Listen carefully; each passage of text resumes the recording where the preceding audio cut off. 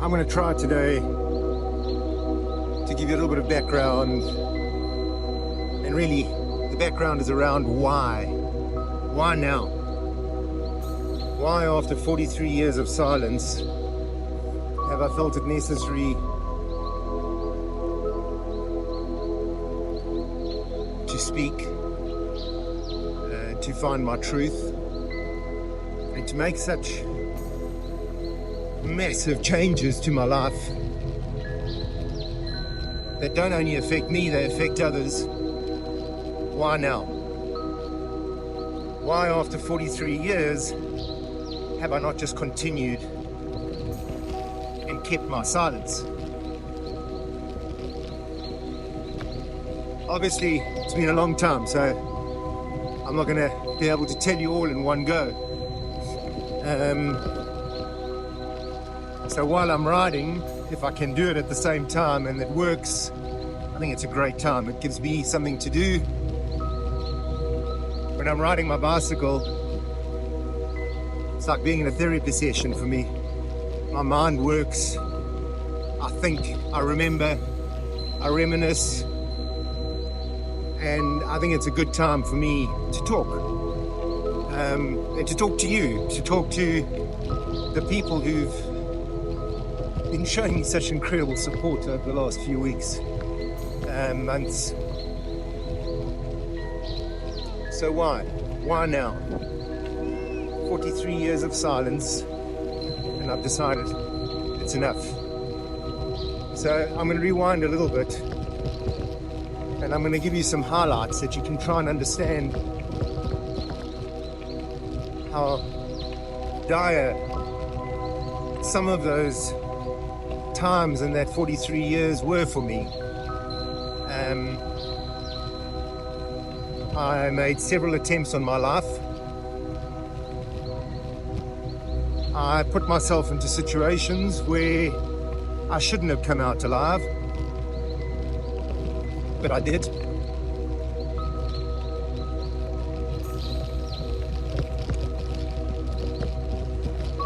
I spent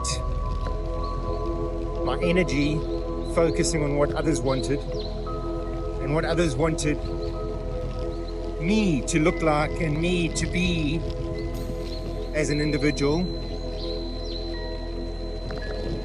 I had this profound, and right until recently, I had this belief that life was about sales. And it's only the last few days really where I'm thinking, how crazy is that? I had this theory that everything in life was connected to selling. When you saw somebody you liked across the room, you had to sell yourself to that person.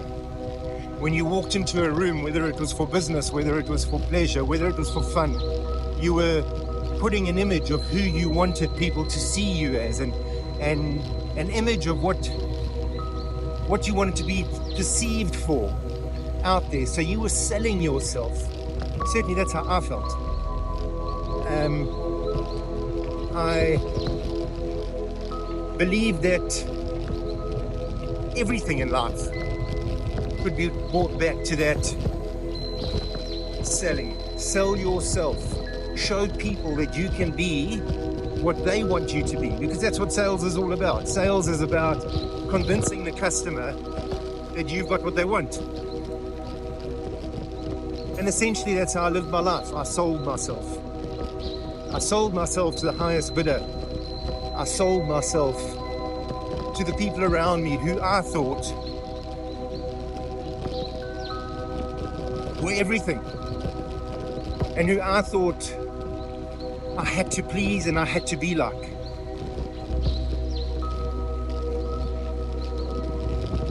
Never made me happy. From the outside, I think some people would have looked at me and sort of said, but you had success, you had everything. And yes, on paper, in many ways, don't get me wrong, I've lost, if we're talking about things. I've lived a good life. I've got 3 incredible girls who I love dearly.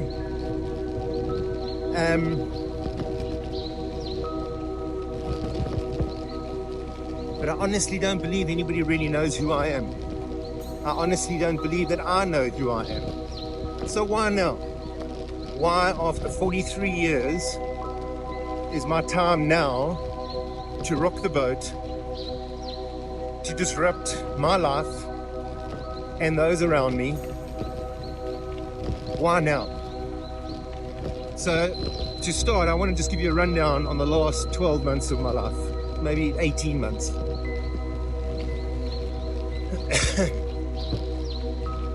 I'm very, very aware of my mental health, of my status in the sense of depression, anxiety, and things that I've struggled with in the past. I'm also very, very aware of what my triggers are.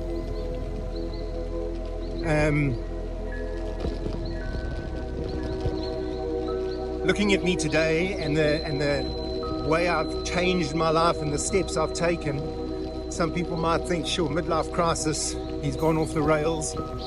No. I know what my triggers are. I knew I needed to change. Because the next time I tried, the next time I wanted to make an attempt on my life, I would be successful. I knew what the triggers were and I could feel the triggers. I was being triggered over the last 2 to 3 years. I didn't want to go back there. I didn't want to go back to that dark space. It wasn't good for me. It wasn't a place I wanted to be. I want to be here. I believe I'm young enough, fit enough, to be able to start again, to be honest with myself and with those around me. So I felt these triggers, and maybe I just need to explain a little bit. When somebody's in a position like me, triggers are not necessarily because somebody's being mean, horrible, nasty, or deliberately trying to trigger me. Triggers are the way I react internally to things that are done and said around me. Triggers are the way I interpret words that are used against me, or I feel like they're being used against me. So, right at the beginning of my journey, I want to make it very, very clear. I do not hold a grudge. I'm not angry at anybody. I do not blame anybody for the fact that I kept my life a secret and I kept my struggles a secret. It was nobody's fault but mine. It was my fault that I chose not to talk. So, when I discuss triggers and I give you examples, please, please, please, please understand I'm not directing them at anybody personally. I'm using those examples to try and explain how my brain works, how my mind interprets things, and what it does to me internally. And maybe, just maybe, sometimes when you're talking to someone and somebody reacts in a way, maybe what I'm telling you might be able to help you realize that their brain is just interpreting it differently. And that's what happened to me. So for me, I'll give you a silly little example. It was around exercise. Exercise was never my thing. It's become something I've understood to be really, really good for you. Others tried to tell me before, and I always thought I was doing enough. Maybe I'm going a bit overboard now, but I always felt I was doing enough. But I would do a 5-kilometer run or a 2-kilometer run or whatever it might be. I'd go out and I'd do some exercise. And when I walked back in to the house, to the room, or I saw someone or I told somebody what I'd done, the comment would be something along the lines of, you're back so soon? Is that all you did? I thought you would have done more. Nothing wrong with those comments. Absolutely nothing wrong with them. Most likely encouraging, most likely trying to convince you to push yourself a little bit further. Nothing wrong with it. In my mind, that gets dealt with very differently. Buenos dias. Hello. Hi. Just gone past a whole lot of Camino walkers. It's been a group of about 8 or 9. Normally I'd stop and talk to them, but I'm talking to you now. So comments like that, in my mind, I turn around and I think, hang on, I've been for a run. I've done my exercise. Will it ever be enough? Why am I bothering? Why am I wasting my time? That would fester, and I would then take it further, and I would blame those individuals internally, in my mind. And I'd sort of think, and when I say blame's the wrong word, I would try and dissect and understand, can they not see that for me, 2 to 5 kilometers or whatever it was that I was doing was enough? But it would eat me up inside. And I mean, that's just a silly little example of something that's really unimportant, but that for me would trigger a series of reactions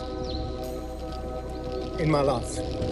And if those comments were around business, were around family, were around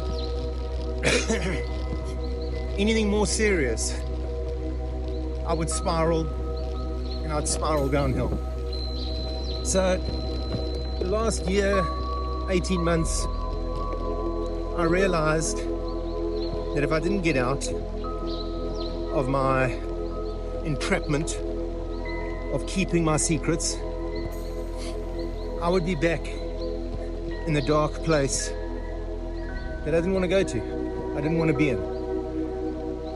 So it required some drastic change. It required me to take the scary leap.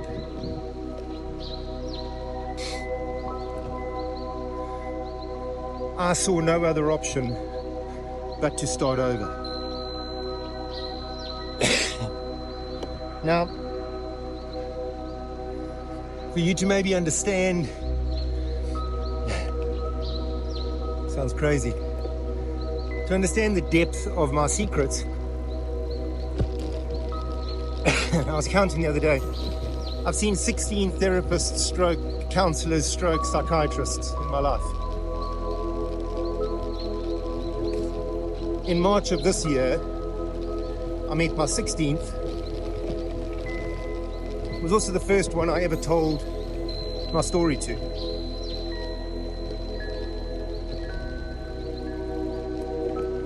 Every other person who I went to for help, I never told the truth. I never told my story. I didn't tell them what I've told you in the previous episode. Why? I don't know. So, yeah, I got medication. I got told I had depression. How could they possibly help me if they didn't know the story? If they didn't know the truth? If I'm not going to tell them the truth, how can they possibly help me? They can't, or they couldn't. So last year, 18 months ago, February 2024, I realized I had to start over. It wasn't easy. I basically in 2024 lost everything. family, business, money, everything. And when I say started over, in September 2024, I gave up a little flat that I had rented and I went house sitting. And again, a lot of people sort of said, oh, that's fantastic, that's amazing. And it was absolutely incredible. Met some amazing people. But the reason I did it is because I couldn't afford to pay rent. I couldn't afford rent, I couldn't afford lights, water, electricity, heating. I just couldn't afford it. I had no income. I didn't feel like I was employable.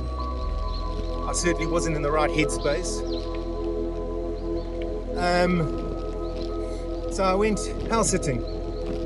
Let me tell you, I've learned living in the UK, from September until March, I lived on a grocery bill of between 10 and 13, 14 pounds a week. I lived well. I was never hungry. I had a little car that I still had to pay insurance and registration. That was my biggest expense. I found little ways to make a little bit of money doing online surveys and trying. But essentially, I used that time to be alone, to find myself, to answer some of the questions that were running through my head, and to decide what my future looked like, to decide what to tell, who to tell, how much to let out.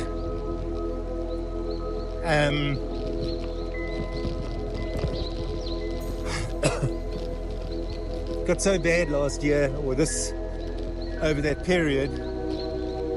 Easter weekend was probably my lowest of low.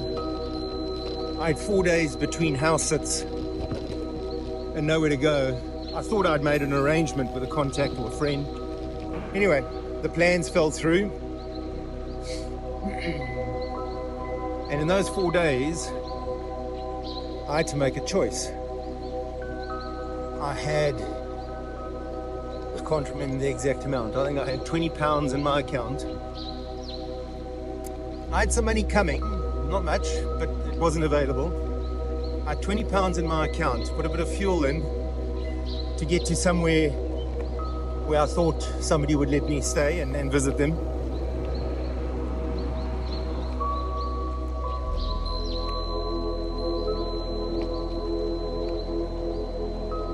But if I did that, I didn't have enough money to get back to my house. So I lived in the car for 4 days. I didn't tell anyone. I carried on with my lies, my secrets. When I spoke to everyone, I was fine. Everything was great. It was amazing. I was in this incredible city. But the actual fact was, I was in a car, trying to sleep in my car, looking for places to shower.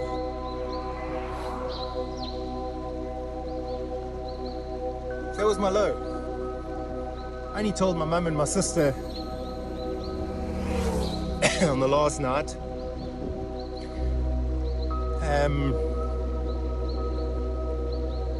I knew my life had to change. And I think that those 4 days was indicative of how I lived my life. I never ask for help. I never reach out and sort of say, I am in trouble, please help me. I've asked for things. I've asked people to invest in businesses. I've asked people to partner up with me. I have no problem doing that. But I've never said I'm broken.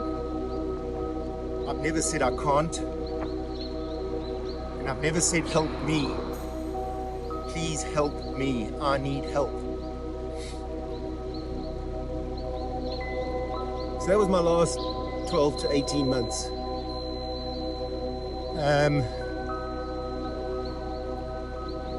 That's why. That's why now.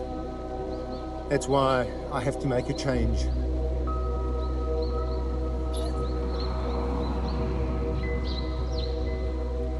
I'm on my journey. I am happy.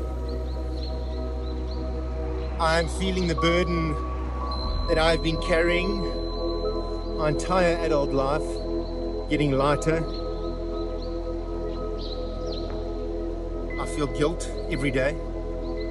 I feel remorse every day for the people I've hurt, because I know I've hurt people that are close to me, and I've hurt people that have loved me,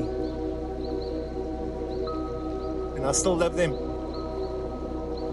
But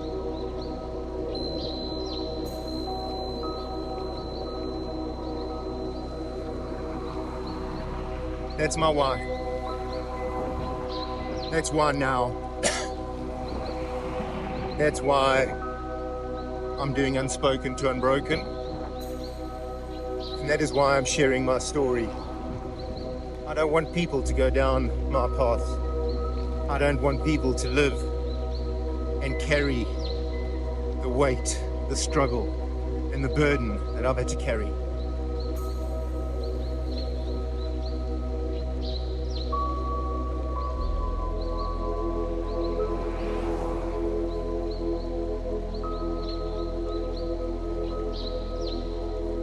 I'm also realizing people don't have to help you. So when you ask for help, only those that want to help you will help you. If people can't help you or they don't want to help you, it's their choice to say no.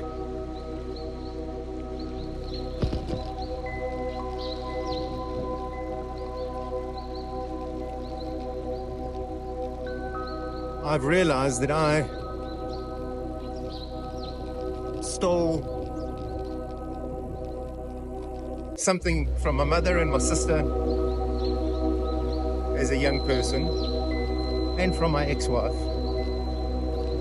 I stole the opportunity to let them help me.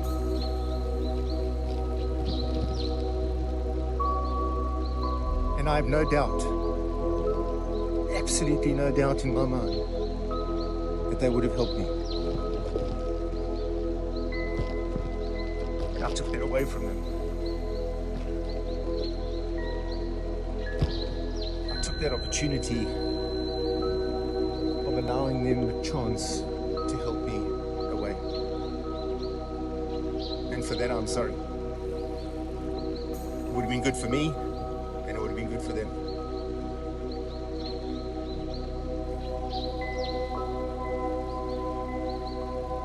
Right, I'm going to carry on riding